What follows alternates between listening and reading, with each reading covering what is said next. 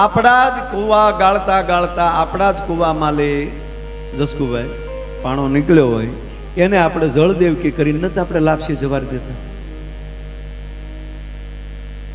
હમણાં એક શિલ્પકાર ને ભગવાન બે ભેગા થઈ ગયા. શિલ્પકાર મૂર્તિ બનાવે ને, મૂર્તિ ઘડે એટલે એ આમ ઊંચા કોલર કરીને ભગવાનને કહે હેલો ગોડ હાવાર્યું. ભગવાન કે નાખે આગળ ધાર્યું હું હેલો હાવાર્યો છું એટલો. ભગવાન કીધું બેસ બેસ આવા. એ કે ન હજી મારે ઘણું કામ છે. કે ભાઈ તારે કામ છે? શું કામ? એને મનમાં ઈગો ઈ હતો કે આખી દુનિયાને જે બનાવે છે એને હું બનાવું છું, એને હું કરું છું. એટલે ભગવાનને થયું કે આને મારા દીકરાને પોરહના પલ્લા તો છે જ તે, પણ ઊંધી રીતે છે. આટો ઊંધો સડી ગયો આને. એટલે બોલ તારે કઈ કહેવું છે? હા મને કેદુનું પેટમાં દુખતું હતું. ભગવાનને એકવાર મારે પ્રશ્ન તો કરવો છે કે ભગવાન તમારામાં મારામાં ફરક એટલો છે, મેં જેટલાને બનાવ્યા એટલે કે ઘડ્યા, જેટલી મૂર્તિ મેં બનાવી બધી પૂજાઈ છે ને આ તારા બનાવેલા છે એ મારા અંદરો અંદર માથા કેમ મારે છે?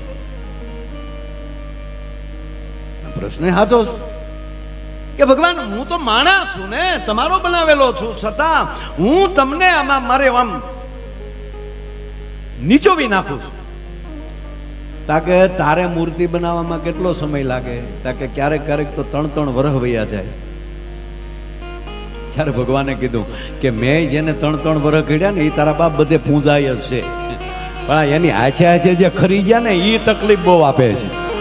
બાકી તે જેને તું જે ટાંકણા મારી મારી અને જે બનાવશો એમ જેને મેં ટાંકણા મારી મારીને બનાવ્યા ને એ અત્યારે ધરતીમાં પૂજાય છે. જરા ડોક્યું તો કર.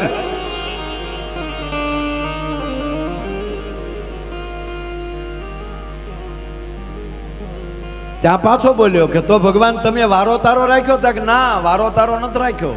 કે તો તક અમુક એની રીતે ન થઈ કે માણસ મારે શું કરવું? પછી ભગવાને પાછું મૂર્તિવાળાને કીધું કે ખાંડમાંથી જેટલા પાણા નીકળે છે એને બધાયમાં તું મૂર્તિ બનાવી દે. કે ના, ઘણા ટાંકણા નથી ખમી શકતા, એ તૂટી જાય છે. પછી એ ક્યાં જાય? કે એ પગથિયા થાય છે. તાકે જે ટાંકણા ખમી શકશે ને, બાપુ એક જગ્યાએ બૂટ સંપલ નું સંમેલન ભેગું થયું.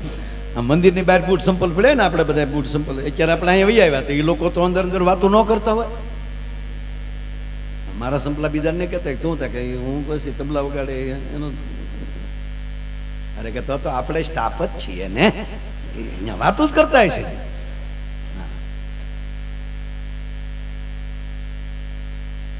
તેમાં એ બૂટ સંપલ બધા ભેગા થયા ને એ હતા તો આ જ સમયના. અત્યારે સમય એવો જ બાપુ, ગમે ભેગા થઈ કાંઈક જે વિષયના હોય એ વાત ઉપાડે. ભજન વાળા ભજન કરે છે, દાન દેવા વાળા દાન કરે છે. આ બૂટ સંપલ વાતો કરતા હતા કે આપણી સાથે અન્યાય થાય છે થોડો. શેનો? એ કે આપણે એના પગ નથી બળવા દેતા, આપણે નથી એના પગ બગડવા દેતા, નથી આપણે એને કાંટો કાકરા લાગવા દેતા. સેવા આપણે કરીએ છીએ અને મારા મંદિરમાં આપણે લઈ જવાનો દે, ન્યાય આપણને બારા કાઢે. મૂક્યા વેડિયાઓ.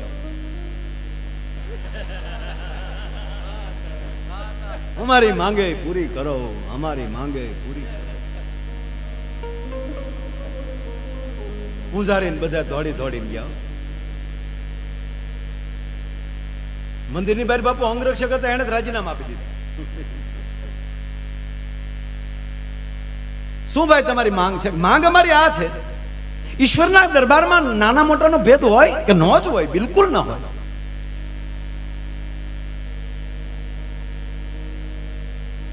પૂજારી બાપાને બોલાવ્યા જે પૂજા કરતા હતા ને, કે ભાઈ આને જવાબ આપો આ લોકોને. એટલે પૂજારી બાપાએ કીધું ભાઈ બાપા આરતી પૂરી થાય ને પછી આપણે મળે. નહીં નહીં, અમે બારા કેમ? એટલે પૂજારી બાપાએ કીધું તમે ચામડાના છો એટલે થોડીક મંદિરની પવિત્રતા માટે ત્યાં બાપુ હોલ બૂટ હતા ને, ગોઠણ સુધીના બૂટ, એ ઉલ્યા. તો આ તમારા નગારા ને તબલા હેના છે? એ સાંભળ્યા જ છે. જો છે ભેદ, તરત પૂજારી બાપાએ કીધું, જો છે ભેદ આવ્યું કે નહીં સાંભળ્યું તે અંદર મંદિરમાં, જો છે કે નહીં, તમારા જ પરિવારમાંથી છે કે નહીં? પરિવાર તો તમારો જ ને, આકાર નાનો મોટો છે.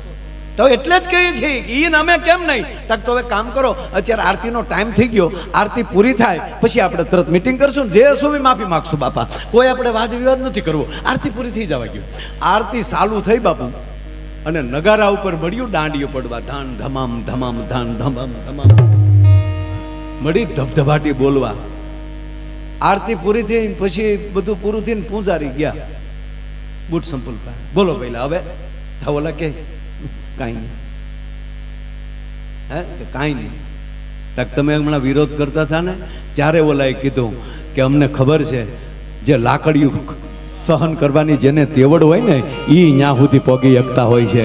એ પણ એમ કહેવાય કે એ માર ખાતા ખાતા એ ઈશ્વરની ધ્વનિ ન છોડે. મૂળદાસજી દાળો ખાતા ખાતા ભગવાનનું ભજન ન છોડે. મીરાને કોઈ તુકારા કરે, ભજન ન છોડે. નરસિંહાને ગમે એમ ફાવે એમ દુનિયા,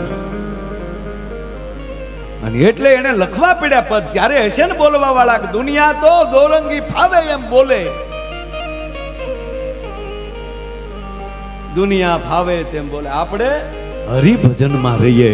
કહેવાનો અર્થ જેનો રસ્તો જ્યાં હોય એ રસ્તો કરતા જ હોય છે. એટલે આપણામાં કેટલી શ્રદ્ધા છે, આપણે કઈ રીતે માનીએ છીએ, એનો એક નાનો એવો દાખલો 2 મિનિટનો. બાપુ એક રાજા હતા, ઘટના તો સત્ય ઘટના છે, હું નામ ભૂલી ગયો છું. બહુ જવલ્લે પ્રસંગ લેતા હોય ને એટલે નામ, એ કૌરીબાનું નામ છે બાપુ. રાજાના કૌરી, એકના એક દીકરી, ઉંમરલાયક દીકરી બા થયા એટલે સારા સારા સ્ટેટના માગા આવ્યા, યુવરાજો જોવા આવે. પણ જે જોઈને વયા જાય ને પછી કૌરીબાને પૂછે, બા ના પાડે ના. પણ છેલ્લે મહાન રાજાના યુવરાજ મહેમાન થયેલા, પડદાની પાછળથી નિરાંત એમ કહેવાય કે જોયા ને, એ પણ વયા ગયા. અને એની પણ જ્યારે ના પાડી, ત્યારે રાત્રિના સમયમાં કૌરીબાના કક્ષમાં એમના પિતાશ્રી મહારાજ પોતે જાય છે, દીકરી માથે હાથ મૂકીને એટલું કહે છે, બેટા તમે કરવા શું માંગો છો? કેવા કેવા સ્ટેટ આવીને વયા ગયા. આપની ઈચ્છા શું?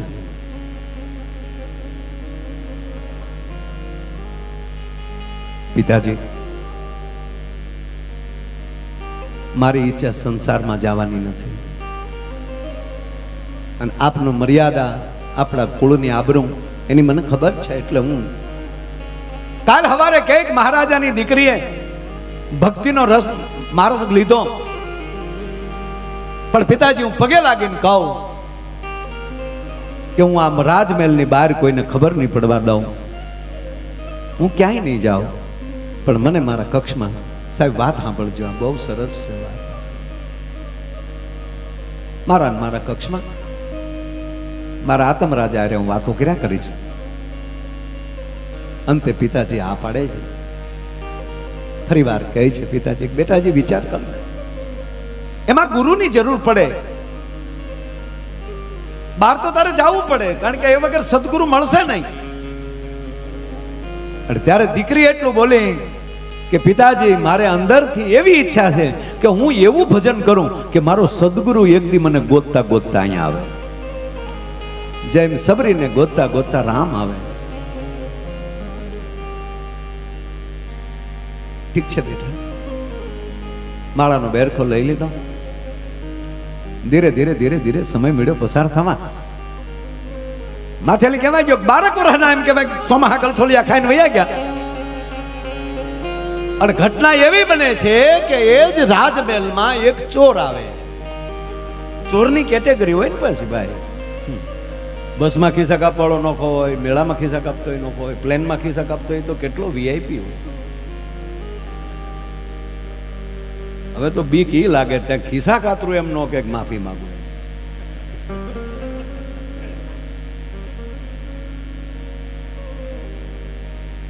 કેટેગરી હોય ને બાપુ. બારવટીએ અમે ફેર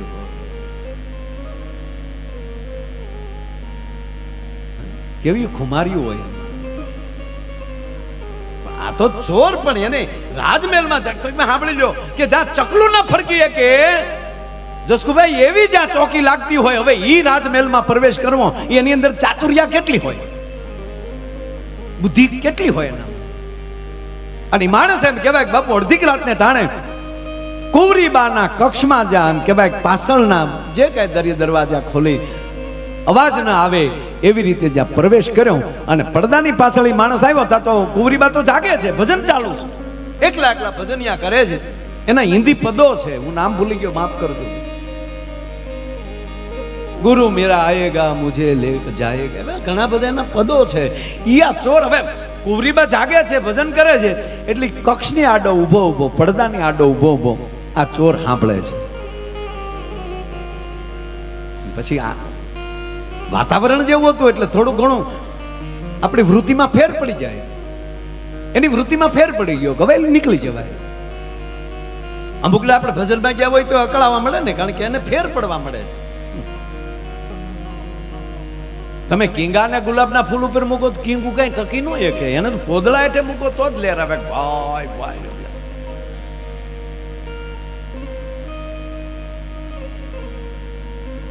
અકળાનો ચોર નીકળી ગયો, પણ પદ બરાબર સાંભળ્યા, ભજન બરાબર સાંભળ્યા.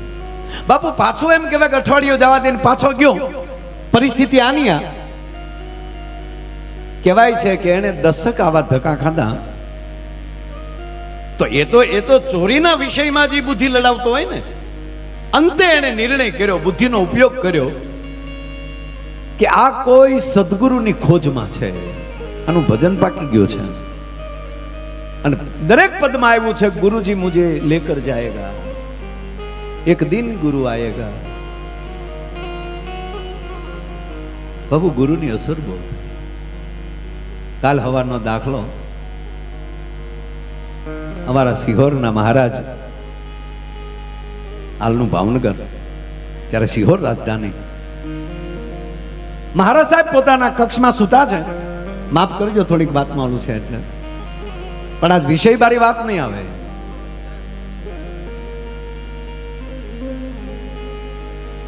શું ભજન શું કરાવી દે એની વાત કરું છું. અડધી રાતનો મજર ભાગ્યો અને મહારાણીના ઓશિકા ઉપર મહારાજાનો હાથ ગયો. ઓશિકું ભીનું હતું. આમ હાથ કર્યો. મહારાજા ઉભા થયા. એ વખતે જે રાજમહેલમાં વ્યવસ્થા છે, મશાલ હળગાવી હોય, દીવો પેટાયો હોય, જાગીને જોવે છે તો મહારાણી હિબકે રડે છે. સત્ય ઘટના કાલ હવા. મહારાણી, જી મહારાજ કેમ રડો છો? કોઈ કઈ કહ્યું તમને? કે ના મને કોણ કહે મહારાજ? અરે મહારાણી તો મને કયો તો ખરા. મહારાજા રાજસ્થાન પરણેલા, મને કયો તો ખરા, તમારા આંખમાં કાં પિયર સાંભળ્યું છે? એકલા હિબકા ભરો છો કે પણ મહારાજ એ રહેવા ગયો નહીં, તમને નહીં સમજાય, મને રોઈ લેવા ગયો કે ના મારા હમ છે ન કયો તો કે મહારાજ તમને નહીં સમજાય ને ખોટું તમને એવું લાગશે કે હું કંઈક ઢોંગ કરું છું. એની કરતા મને કોઈ જાતની તકલીફ નથી. હું સોગંદથી કહું છું, મારા વાલામાં વાલાના હમ, મને કોઈ તકલીફ નથી. મને એનું રોવું છે જ નહીં, દુઃખનું રોવું છે જ નહીં. પણ મને ખબર નથી, મને આજ રોવાઈ જાય છે. પણ મહારાણી કયો તો ખરા કે તો મહારાજ સાંભળી લ્યો, ક્યાંક આજુબાજુ મારો સદગુરુ આવ્યો હોય એવું મને થાય છે. મને ઝીણા નાદ સંભળાય છે. બાપુ એના સદગુરુ ઉગમસિંહ બાપુ, રામદેવ પીરના કાકા, એમના શિષ્ય હતા. ક્યાં રાજસ્થાન, ક્યાં સિહોર, કે પણ મહારાણી કે મને ઈ જ થાય છે કે અહીંયા મારો ગુરુ ક્યાંથી હોય રાજસ્થાનમાંથી, પણ મને નાદ સંભળાય એનું હું કરું, મને ભણકારા વાગે એનું હું કરું છું. કે ના મહારાણી ઉભા થાવ ચાલો. અને બાપુ અંધાર પસેડો બે માણા ઓઢે છે. અને પ્રથમ તો એમ કહેવાય કે રાજની અટારીની માથે ચડી અડધી રાતનો મજર ભાગી ચૂક્યો છે. બીજ હતી પણ ચંદ્રમા તો ત્યારે અડધી રાતે ન હોય.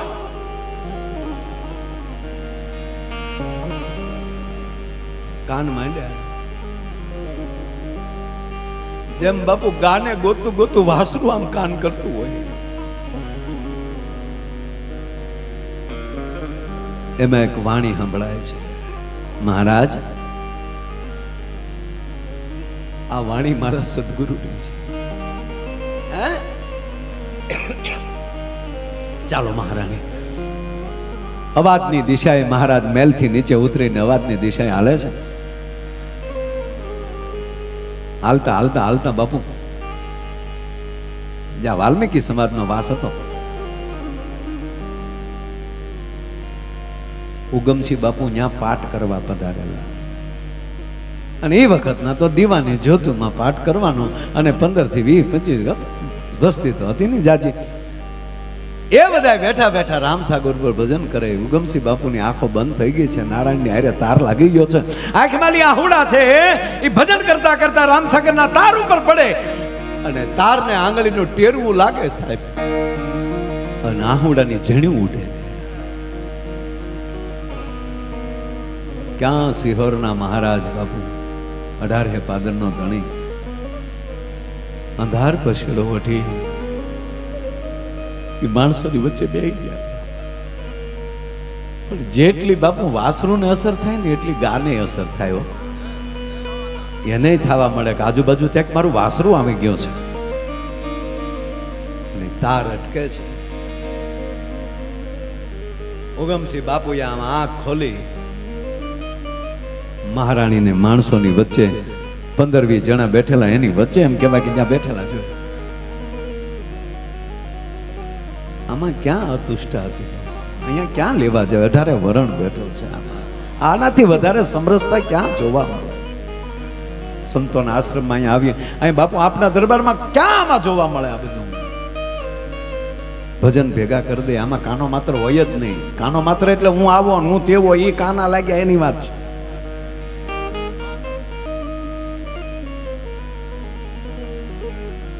બેટા શબ્દ કીધો ને મહારાણીએ ગડગડતી દોડ દઈ સદગુરુના ચરણમાં દંડવત.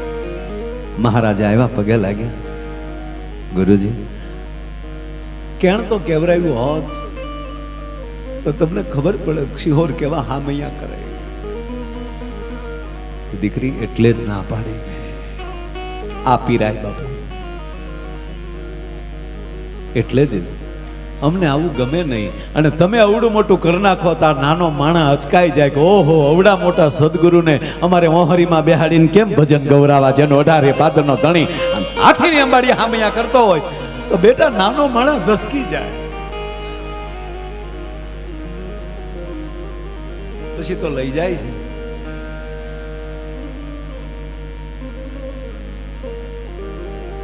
પછી જેના ઘરે ભજન કર્યું હતું ભાવેણા ઠાકોરને થયું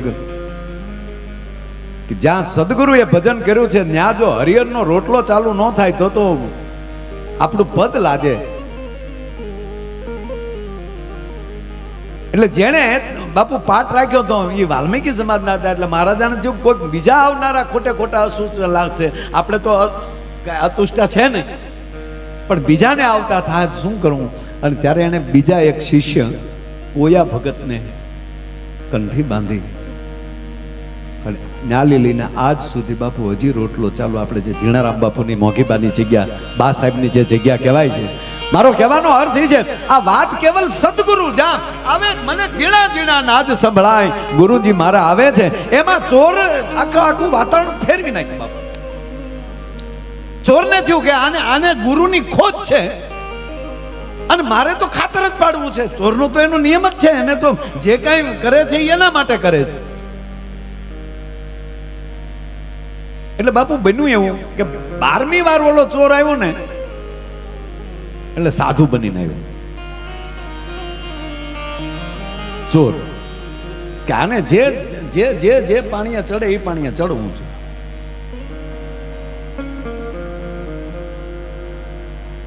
ક્યારેક ક્યારેક શબ્દ આવે છે કે ચોર છે એ સાધુ બને,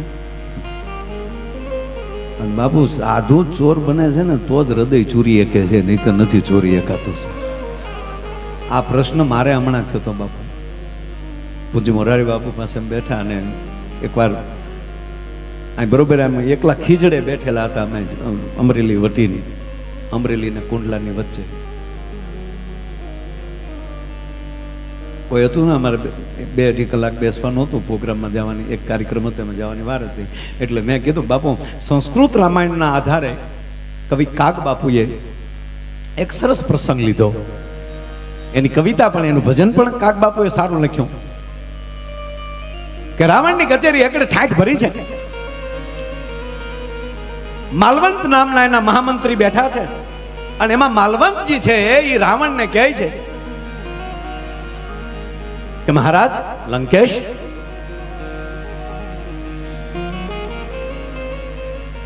હા માલવંતજી.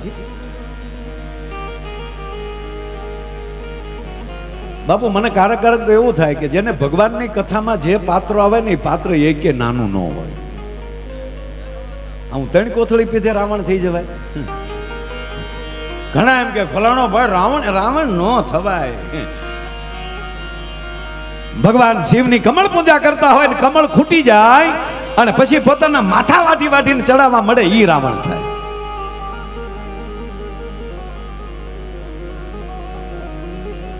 એટલે માલવંતજી કહે છે કે મહારાજ તમે ઉદાસ કેમ છો, એટલે બધા ઉદાસ કેમ દેખાવ છો?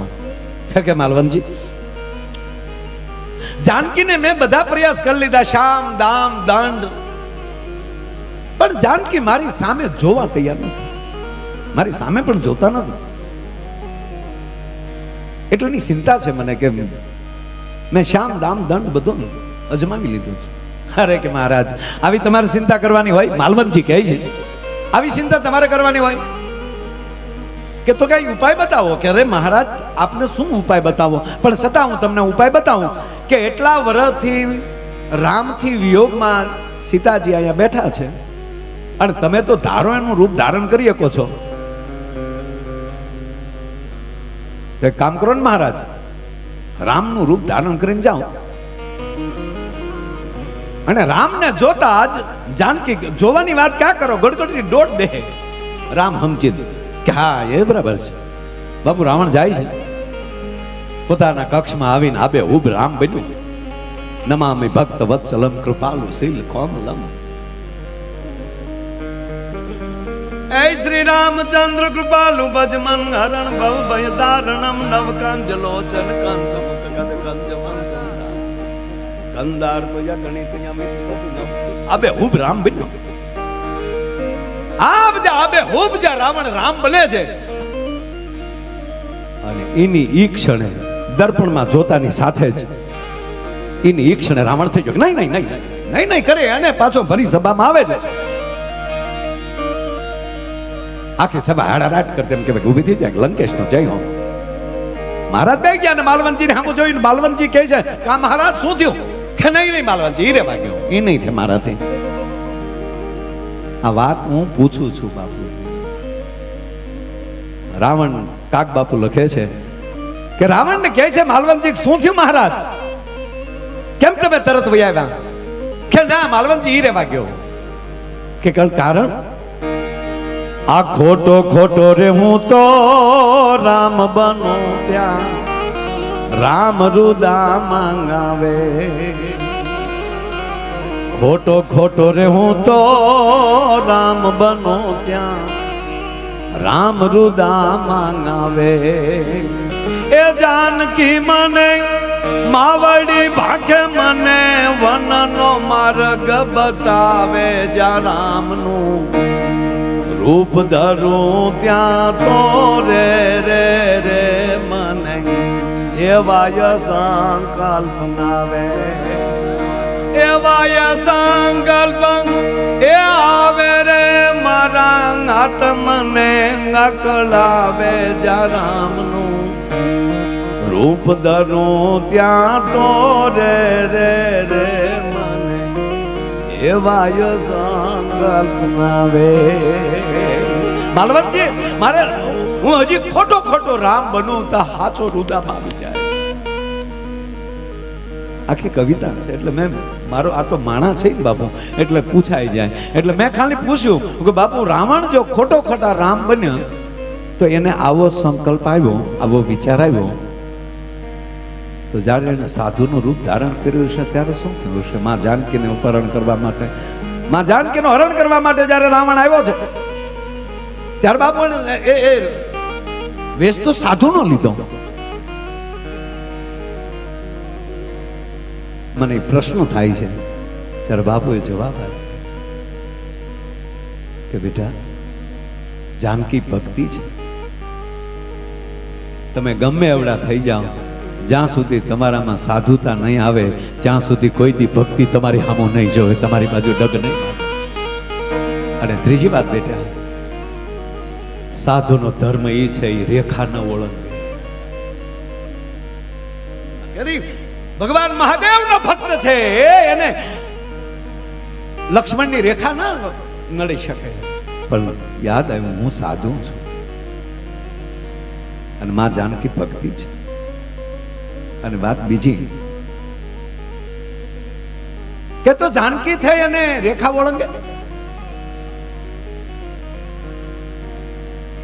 કાળુ કાકા જવાબ આવે છે. બાપુ બોલ્યા કે સાંભળ ભાઈ, જ્યારે મૂળ સીતાજી નથી, પડસાયો છે. તમે કોઈ આરે ન બોલતા હોવ તો એને હેઠામાં તમે ન જઈ શકો, પણ તમારો પડસાયો વયો જાય તો એમાં વાંધો નથી. એને કોઈ સીમા ન નડે. તો માં જાનકીનો પડસાયો અને રામાયણ કે સાક્ષી છે. જેવા માં જાનકીએ એમ કહેવાય કે ભિક્ષા દેવા માટે જ્યાં રેખા ઓળંગીને જ્યાં પગ મૂક્યો એની ઈ ક્ષણે રાવણ રાવણ થઈ જાય છે. માં જાનકીને અડે છે ત્યારે સાધુનું સ્વરૂપ નથી નથી ને નથી, એની ઈ ક્ષણે લંકેશ બની જાય છે. એમાં ચોર છે એ સાધુ બનીને આવે છે રાજમહેલમાં.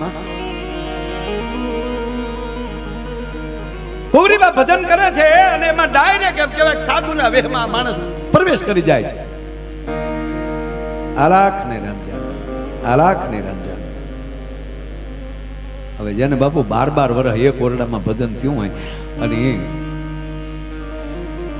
બીતો હોય, આંકડો ભળી જાય તો વાઈટ ઠેકી જતો હોય, તો જેને શ્રદ્ધા છે એને તો છે જ કલર દેખાય, એ રંગ દેખાય છે ને બાપુ, તો એમાં એને એમ કહેવાય ગગન ગુફા દેખાય છે. દીકરી પોતાના પંડનો ઘા કર્યો, લાકડી પડે પગમાં પડે કે મારા બાપની આ હવેલીમાં, મહારાજાની હવેલીમાં ચકલું ન ફરકી શકે અને આવી અડધીક રાતને ટાણે મારા ઓરડામાં પ્રગટવું આ ભજનાનંદી મહાપુરુષ સિવાય કોઈ પ્રગટી ન શકે. અરે કે બેટા મેં મેરી કુટિયા, આને બનાવટ ચાલુ કર્યું. આ તો હાવ વાટા પ્લાસ્ટર જ હતું. એને चालू कर दिया, अरे बेटा देखो मैं वन में जंगल में बैठा था, मेरी कुटिया में तेरा भजन सुनाई रहा है. कारण के सांभળી सांभળી નથી ગેલો. જેટલી વાર આવ્યા ને જેટલી વાર પદ ભજનો से સાંભળ્યા હતા એ આને શરૂ કર્યા હામાં કે तुमने ये गाया, तू ये गा रही है, ये पुकार कर रही था. तो દીકરી ઓળકોળ થઈ ગઈ. गुरुजी મને कंठी बांधो, आया नहीं, यहाँ नहीं होगा बेटा, तुझे मेरे साथ कुटिया में आना पड़ेगा, जंगल में आना पड़ेगा. कि तो बापू અત્યારે મારી तैयारी है. देखो बेटा, जो दीक्षा होगी तो भिक्षा भी होगी. सब संतो आएंगे, उसको दीक्षा में सबको बुलाना पड़ेगा, तो वहां भी दक्षिणा होगी, भंडारा होगा, ये सब तुझे करना पड़ेगा. तो थोड़ा राजानी दीकरी ने एम के तमारे थोड़ी रकम लेवी पड़शे. कहीं ओछा तो ले नहीं बापू, होना मोर थैलिયું ભર્યું. बेटा जी और ले लो, थोड़ा और ले लो. भेंट सौगान देना पड़ेगा ना बेटा. क्या बाबू का 16 श्रृंगार सज लो. जब तुम दीक्षा लेके पूरा श्रृंगार वहां सजना पड़ेगा, એટલે પૂરા શ્રृंगार कर लो. હવે મહારાજાના દીકરી બાબા કાળુ બાપુ થોડે હણગાર હજે તો કેટલા તોલા નહીં, કેટલા કિલો હોનું થાય. દીકરી હીરા માણેક મોતીના હાર લીધા છે, જેટલું લેવાય એટલું એમ કહેવાય કે લઈ લીધું, કિંમતી વસ્ત્રો લઈ લીધા અને એનું પોટકું વાળ્યું અને ચોર ને કુંવરી બાર રાતના નીકળી ગયા. જંગલમાં લઈ જઈ અને ચોરે હવે પૂરેપૂરો બુદ્ધિનો ઉપયોગ કર્યો કે અચ્છા બેટા દેખો, आखिरी एक परीक्षा आपकी होगी. कौन सी गुरुजी परीक्षा? गुरु का बंधन आता है बेटा, ये सब निकाल दो. घराना બધું કાઢી લીધું, પહેરે કપડે દીકરી એ ઝાડ કે જો થળિયા है ને ડાળી વાળા, એ થળિયા के पास खड़ी हो जाओ. દોડે કરીને બાપુ દીકરીને બાંધી દીધી ચોરે. देखो बेटा अब तेरी परीक्षा शुरू हो रही है, कितने दिन बंधी रहती है मैं देखता हूं. एक गुरु का बंधन है, जब तक मैं ना आऊं तब तक मुक्त मत होना, ये तेरी परीक्षा आखिरी. गुरु जी तुम नहीं, जो बेटा प्रश्न नहीं होना चाहिए, होगा होगा. દીકરી ને બાંધી દીધી. ઓલે પણ ચોર છે ને અહીંયા સંપૂર્ણ શ્રદ્ધા છે. તમે કલ્પના કરો સાહેબ, દીકરીને બાંધી અને ચોર જે હતું એ લઈને બધું વયા ગયા. ખબર પડતા મહારાજાના મહેલમાં ખબર પડી, રાજના માણસો દિશે દિશાઓ અને હાથ પડતાની સાથે દીકરી બાને ગોતી લીધા. મહારાજ સાહેબ ને કહે છે કે લ્યો બાપુ જો દીકરી બા અહીંયા છે. બાપુ શ્રદ્ધા તો શ્રદ્ધા છે. મહારાજા જ્યાં છોડવા ગયા અને દીકરી કીધું બાપુ માફ કરજો પિતાજી, 12 વર્ષે મને મારો ગુરુ મળ્યો છે અને આ મારા ગુરુની પરીક્ષા છે. એ મને કહીને ગયા કે આ તારી સહેલી પરીક્ષા, જ્યાં સુધી હું ન આવું ત્યાં સુધી બંધનમાં રહેજે અને બાપુ તમે મને પિતાજી છોડી નાખશો લઈ જાઓ તમારા એટલા વર્ષનું ભજન એળે વયું જાય. કોઈને ન કહેશો. 12 વર્ષથી કોઈને ખબર છે તમારી દીકરી છે કે નહીં? કે ના. તો હવે શું કામ એ ખબર પાડો? મહારાજાએ તરત કીધું ના, દીકરીની ઈચ્છા હોય તો એનું દિલ નથી દુબાવવું. માણસોએ કીધું ખબરદાર જો કોઈ કીધું છે કે આપણી દીકરી નથી, આ ઘટના બની જ નથી એમ કરી અને રાજ પાછા વયા ગયા. બાપુ 1 દી 1 રાત, 2 દી 2 રાત, 3 દી 3 રાત દીકરીની માથે કીડા મકોડા ચડે છે. અખિલ બ્રહ્માંડના માલિક ધ્રુજી ગયો. કા શું આની શ્રદ્ધા છે? નારદ નારદ નારાયણ જાઓ નારદ, દીકરીને ફોહલાવી અને એના ઘરે મૂકી આવો. ઓલો ચોર છે એને જે ધૂતવું હતું, જે ઠગવું હતું, ઠગાઈ ગયું, ધૂતાઈ ગયું છે. હવે દીકરીને ફોહલાવી અને બાપા એના ઘર સુધી તમે મૂકી આવ્યા. ખોટી દીકરી 3 દિના ઉપવાસ અને ઊભી રાજના મહેલમાં જે મખમલમાં આળોટીને મોટી થઈ હોય તો આજે એની પરિસ્થિતિ. તો મહારાજ તમે નારદજી જાઓ. નારદજી જાય, નારાયણ નારાયણ કર. બાપુ ભરોસો હતો ને ડબલ થઈ ગયો. આહા, ત્રીજે દિવસે નારદના દર્શન મને મારા ગુરુની કૃપા કરજો. બાંધેલી દીકરી કહે છે આખો બંધ, નારદજી પ્રણામ. તમને ક્યારે જોયા નથી પણ તમારો વર્ણન વાંચ્યા છે કે આવી રીતે વીણા હોય, આવી શિખા હોય, હાથમાં નારાયણના નામની કડતાલ હોય. તો એ નારદ, તમે નારદ છો ને? કે હા હું નારદ છું. હા નારદજી પ્રણામ પ્રણામ. બાપા મારા હાથ છૂટા નથી, નહીં તો હું તમને પગે લાગી લે, પણ મારા દંડવત પ્રણામ. હા દીકરે, પણ હું મને પરમાત્માએ મોકલ્યો છે કે આ જો તને જે બાંધી છે ને એ બેટા ચોર છે, એને તો ધન ધૂતવું હતું. એટલે હું મને ભગવાન તો એ બધાને ઓળખતા હોય એટલે ભગવાનને ખબર હતી, એટલે ભગવાને મને મોકલ્યો. નારદજી ભગવાનને જ ખબર છે ને કે એ ચોર છે ને હું અહીં બાંધા લઈ જાઉં. કે હા તો મારો ગુરુ કેટલો મહાન હશે કે નારાયણને ખબર પડે કે એના શિષ્યને કાંઈ બાજા છે. અને તમને તમારા નારદ ગુરુના સોગંદ, જો હવે મને ચોતો નહીંતર મારા ગુરુની પરીક્ષામાં લેવું. આ કદાચ મારા ગુરુની પરીક્ષાની આ એક પેપર હશે. આ મારા ગુરુની લીલા હશે કે ભગવાનનું કહી નહીં નારદને મોકલી અને નારદજી કહીને જો દીકરી મુક્ત થઈ જાય કે નહીં, આ પરીક્ષામાં નાપાસ, તો નારદજી હવે તમને તમારા ગુરુના સોગંદ મને એમ બાંધેલી છોડો. તો નારદજી ગયા પાછા, ભગવાનને કીધું ત્યાં તો શીકો લાગી ગયો થાવ ભરોસા.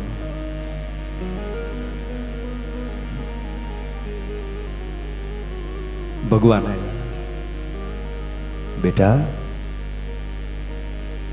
તો ધન ગુરુ દેવા મારા. છેલ્લે મયુરભાઈ ભગવાનની દીકરીએ કહી દીધું કે હવે તો મારો ગુરુ આવે તો જ મારે મુક્ત થવાય, એ પેલા ન થવાય. ભગવાને નારદને કીધું કે જાવાય ત્યાં ખાતર પાડતો હશે, ગોચર જાઓ. અને ઓલો ખાતર જ પડતો હતો. આનાથી તો મોટું ખાતર બાપુ કેવું પાણી શકે? શું શબ્દોની મારામારી છે. પણ ઓલો મરદ હોય ને બાપુ, એ બેડીએ હોય ત્યારે પાછો ગુરુની બેડીમાં આવી જાય. પાછો એ જેસલ જ તલવાર મૂકીને પાછો રામસાગર લઈ શકે. આ કાયરનું કામ નથી. નારદે પાછળથી પકડ્યો છો ને કે આમ હાલે, આમ હાલ. તું દીકરીને બાંધીને આવ્યો છો કે તમને કોને કીધું? તમને કીધો ને દીકરો થામા, નારાયણને તકો થયો છે. તું જેને તારી સંપત્તિ લૂંટવા માટે તે જેની ભોળેપનો ઉપયોગ કર્યો છે, પણ એ તું એની ભોળેપ માને છો. ભોળેપ નહીં, એને સંપૂર્ણ ભરોસો છે. તને સદગુરુ માનીને બેઠી છે. બાબુ નારદને ભેળા હતા તો અહીંયા તે આમ સમજદારને ટકોર ચકમકનો કડું બાપુ ટોચો ન ખમીએ કે ચોર લાકડી પડે એમ પગમાં પડી ગયો. નારદ, દીકરીએ મને ભટકતો બંધ કરાવ્યો. આજ હવે હાલ આવ્યો ભગવાનને પગે લાગવા જાવ. ભગવાન કે પેલા છોડ ને પછી આપણે નિરાચે પગે લાગવાનું બધું કરશું. બોલો સોર ગયે તમે પાસે વયો નથી જવાનું, માના આમ જાવ છોડાય. અને દીકરીને છોડે છે. અને દીકરીએ ગડગડતી દોટ દઈ ગુરુના પગ પકડ્યા. પદ લખે, ગુરુ ગોવિંદ યહી દોનું ખડે, मैं किसी को लागू पाए, कृपा गुरु देव की तूने आज गोविंद दियो दिखाए. અને બને જણા નારાયણના પગમાં પડે છે. અને નારાયણ કહે છે કે માગ ચોરને કહે. તારે ચોરે કીધું માગું એટલું કે જેણે મને ગુરુ કીધો એને કયો મને કંઠી બાંધે, આથી હું એનો શિષ્ય થાવ. જો આનું ખાતર નો પાડું તો અહીંયા સુધી તો જ્યાં ચોર હોય અને આનો ભરોસો જો એને સંત કરી નાખતો હોય તો આપણે એ વિચારોનો કે આપણી પાસે સાક્ષાત સદગુરુ બેઠા હોય. અને જો હવે પછી આપણા ભરોસામાં જો ખામી હોય તો થાય ભાઈ. આ મયુરભાઈ ને એનો પરિવાર બધો બાપુ અમદાવાદ અમે જ્યારે બેસીએ ત્યારે વાતો કરે, એને નાદ સંભળાય છે. આખું ઘર બે ભાગીદારો છે, બે અલગ અલગ અટકના, પણ હગા ભાઈઓ ન હોય એમ બે રહેતા હોય. પણ રાતે ક્યારેક બાપુ ને આપનું જે ઉતારો છે ને બેસીને ત્યારે એ વાતું કરે છે. આમાં કયા કેવા મિત્રો એ મળતા હશે વરહે બે વરહે, પણ એમ કે અમે આરતી ટાણે જઈને ખાલી દીવાની જ્યોત કરાવ્યો, તેમને અનુભવ થાય કે અમારો સદગુરુ અમારી સામે બેઠો છે. ભલા માના